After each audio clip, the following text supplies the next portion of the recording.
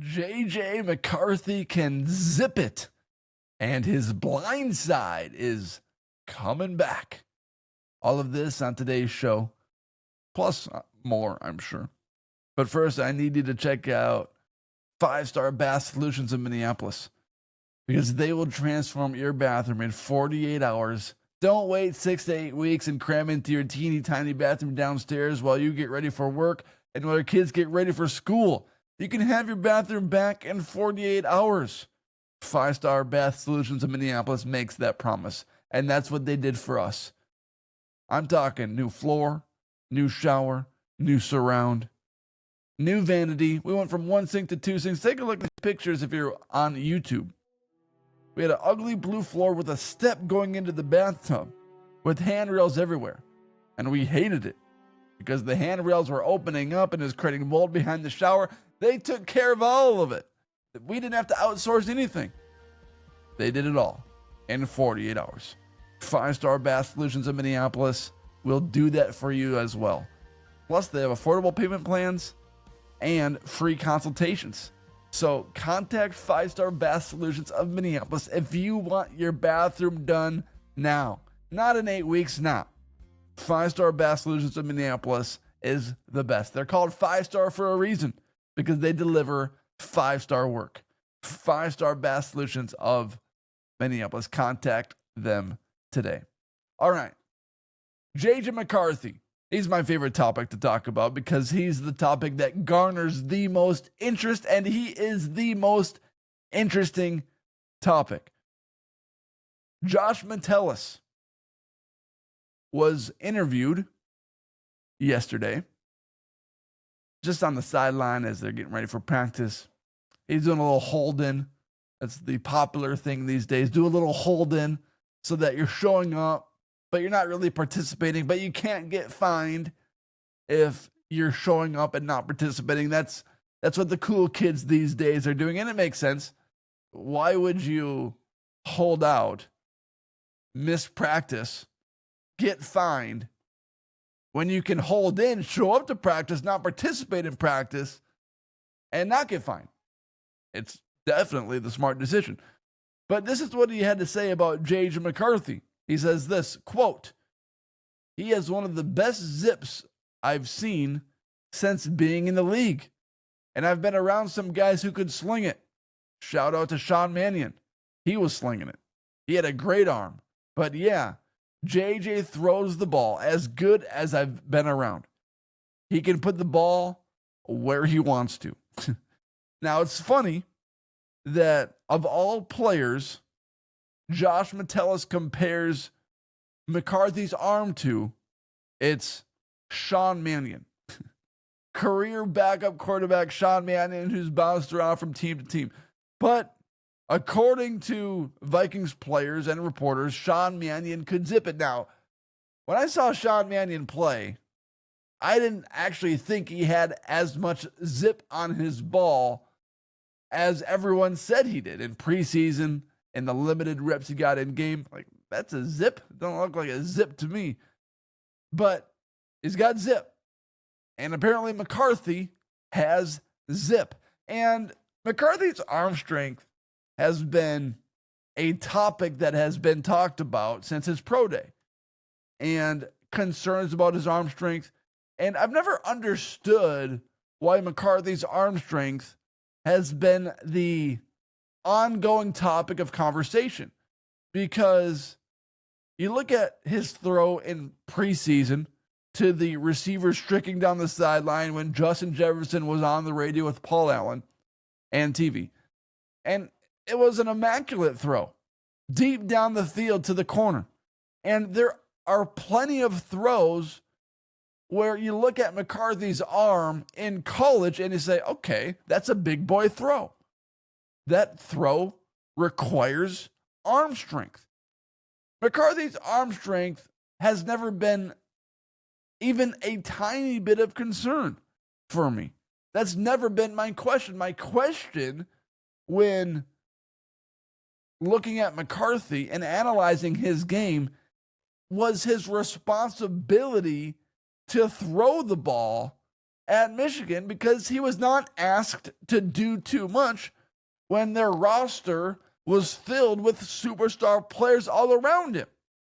That's been my biggest question, is when he wasn't asked to do much besides a dink here, a dunk there, a decent throw here, a decent throw there, and then you step into an NFL organization where you're supposed to be the head of the snake.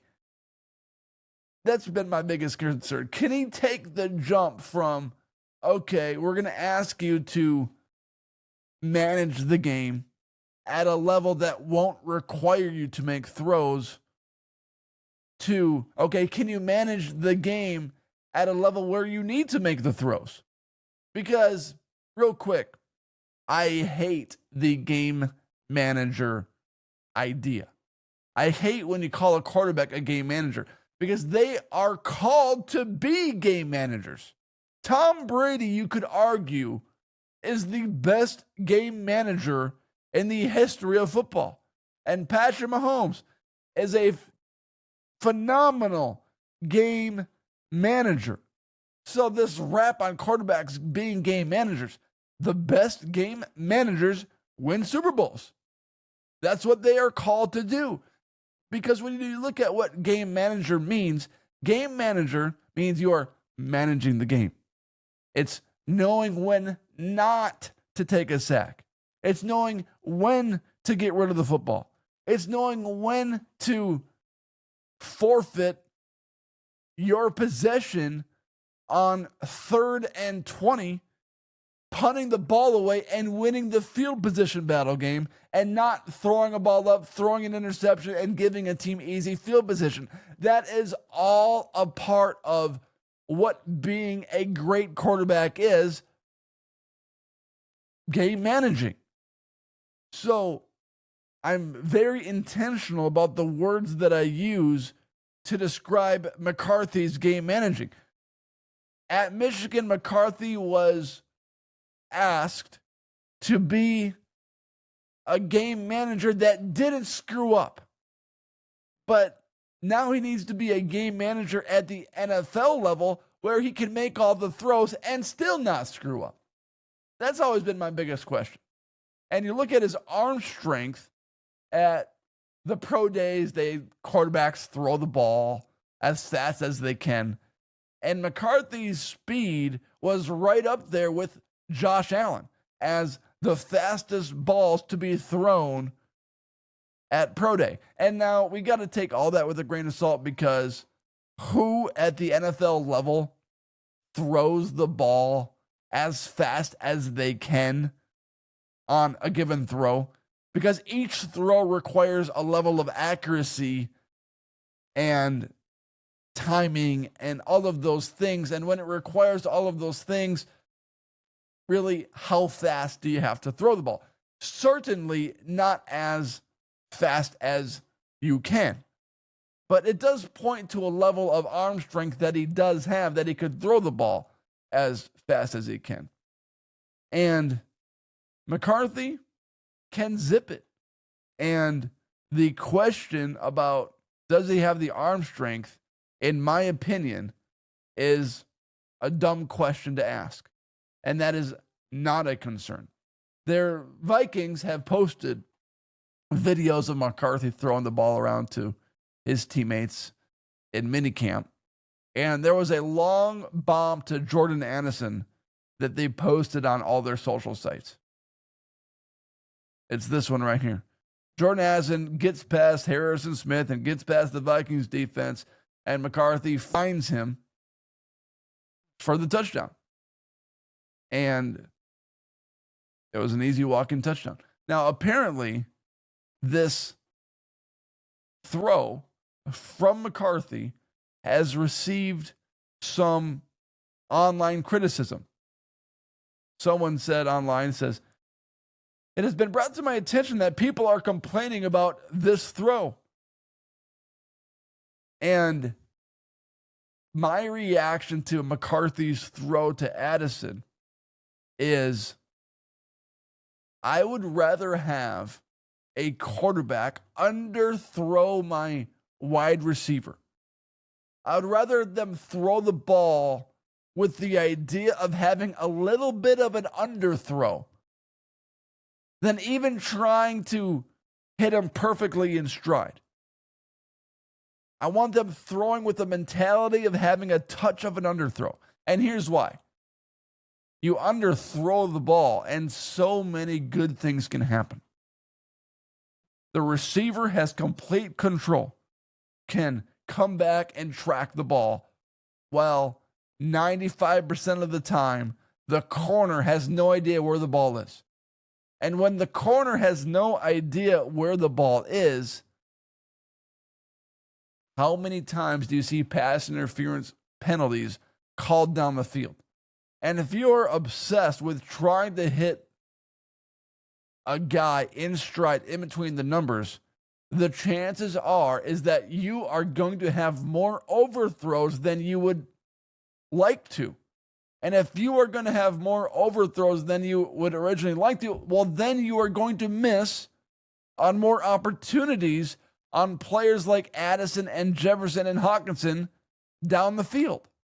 So I love that throw by McCarthy, even though Addison needed to hesitate for a moment to come back and get the ball, because it gave him an opportunity to get the ball. So that play apparently is being criticized online. I haven't seen it, but some people have.